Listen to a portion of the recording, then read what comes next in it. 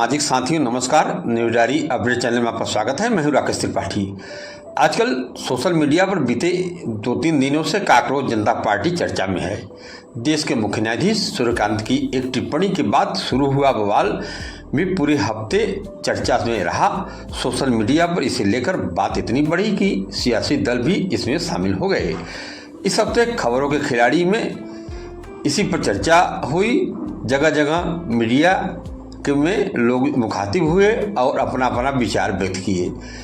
इसी चर्चा को मैं आगे बढ़ाते हुए देश के कुछ माने जाने पत्रकार, कुछ विश्लेषण करने वाले राजनीतिक विश्लेषक और कुछ सामाजिक कार्यकर्ता क्या कहते हैं, इस चर्चा को लेकर के मैं आपके बीच में आया हूं और मुझे उम्मीद है कि आप इन्हें सुनेंगे। और यह जो है काकरोच जनता पार्टी है क्या, इसके विषय में लोगों का क्या राय है, इसे आप अवश्य सुने और अपना विचार मुझसे साझा करें। मेरे अकाउंट में आकर के, उस पर आकर के मेरे चैनल पर अपने सुझाव में और ज़रूर बताएं कि आपको मेरा यह चर्चा और काकरोच जनता पार्टी के बारे में जो लोगों से बात हुई है, जो लोगों का विचार है, क्या कहना है, उसको लेकर के आप क्या मानते हैं।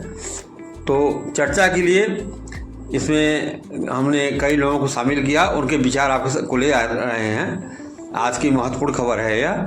चर्चा में वरिष्ठ पत्रकार रामकृपाल सिंह, पूर्णिमा त्रिपाठी, राकेश शुक्ल, अनुराग वर्मा और संजय राणा मौजूद रहे।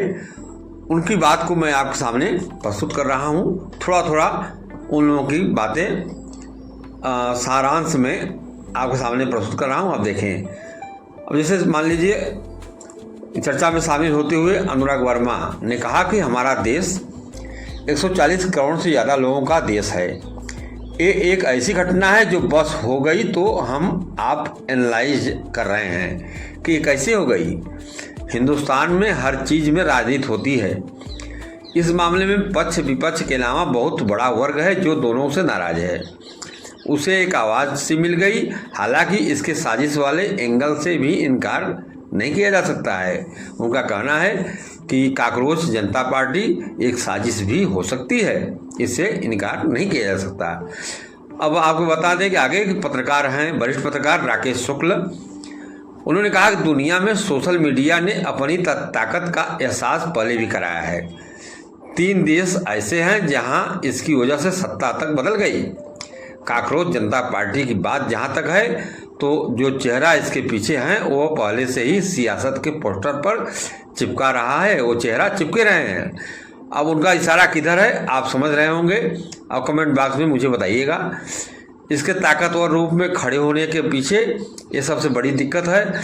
मुझे लगता है कि देश में काकरोच जनता पार्टी का भविष्य वही होगा जो वामपंथी और समाजवादी विचारधारा का रहा है। यह राकेश शुक्ला पत्रकार का यह विचार था। आगे आप सुनिए पूर्णिमा त्रिपाठी जी क्या कहती हैं। उनका कहना है कि 5 दिन के अंदर ये राजनीतिक व्यंग्य के सोशल मीडिया पेज के फॉलोअर्स की संख्या भारतीय जनता पार्टी और कांग्रेस से आगे निकल गई। अगर ये आधारहीन होता तो इसमें 1000, 2000 या 5000 फॉलोअर होते और एक कहीं खो जाता। अगर इतने फॉलोअर हैं तो कुछ तो होगा।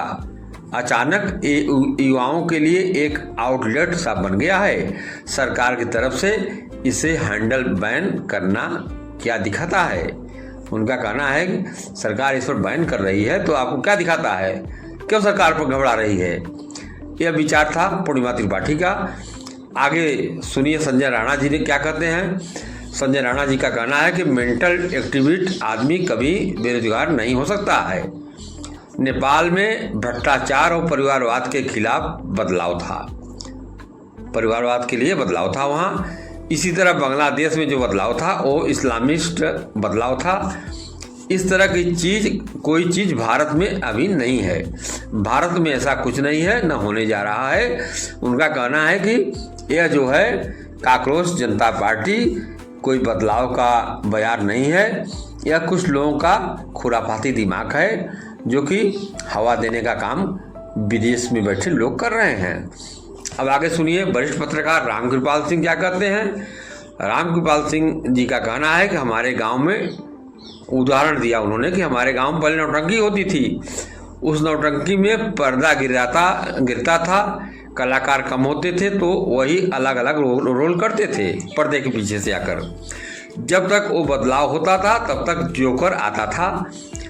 उसी तरह राजनीति में भी कभी कभी इस तरह का पर्दा पड़ता है और ऐसी चीज़ें आती रहती हैं, इस तरह की चीज़ें होती रहती हैं।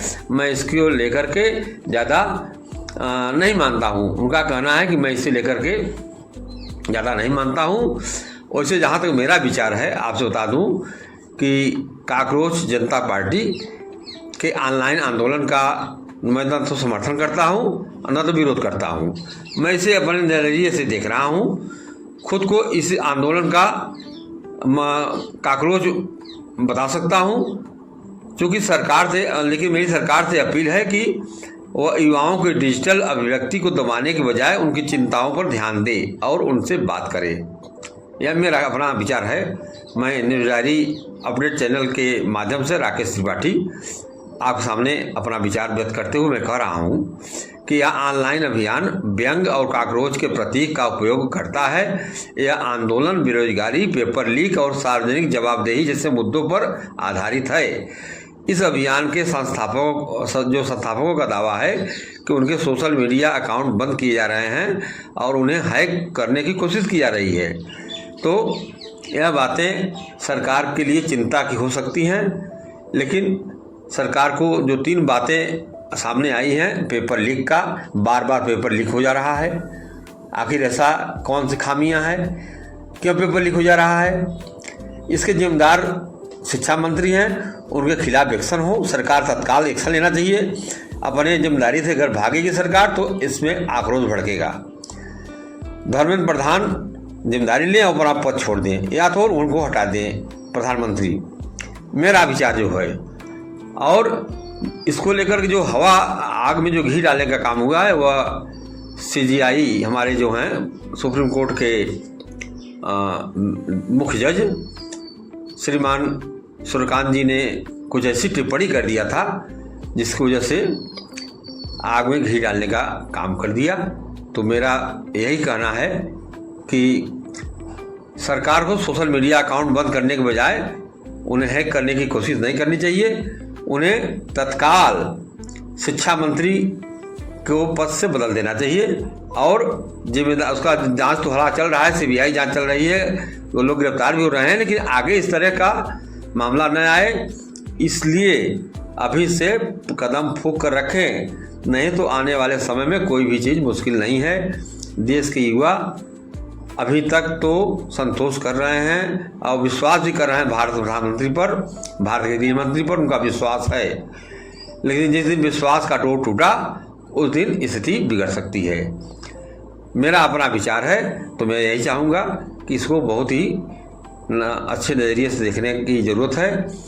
अब आपको बता दें कि एक PTI को दिए एक इंटरव्यू में पर्यावरणविद हैं वांगचुक, जो कि लद्दाख के रहने वाले हैं, उन्होंने कहा कि इस अभियान को लोकतंत्र में एक फीडबैक की तरह देखना चाहिए, न कि किसी खतरे के रूप में। उन्होंने पर्यावरणविद जो हैं वांगचुक ने कहा कि मैं युवाओं की इस रचनात्मक से बहुत प्रभावित हूँ। सरकार को संदेश समझना चाहिए और संदेश देने वाले को ख़त्म नहीं करना चाहिए। अगर हम संदेश देने वाले को ख़त्म करेंगे तो संदेश खत्म नहीं होगा। पर्यावरणविद ने इसकी तुलना अखबारों में छपने वाले कार्टूनों से भी की। उन्होंने कहा कि जैसे प्रधानमंत्री मंत्रियों को कार्टून बनाने पर किसी को सज़ा नहीं दी जाती, वैसे ही यह भी एक व्यंग्य है। इसे सरकार को सकारात्मक रूप से देखना चाहिए।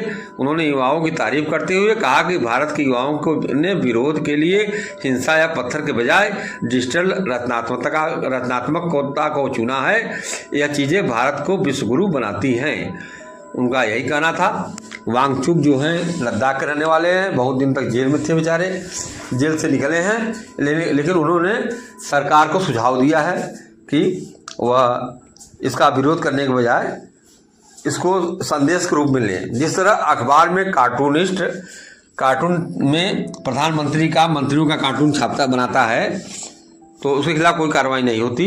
उसी तरह का कार्टून समझ करके, संदेश समझ करके और सरकार को इसको हैंडल करना चाहिए, न कि बैन लगानी चाहिए।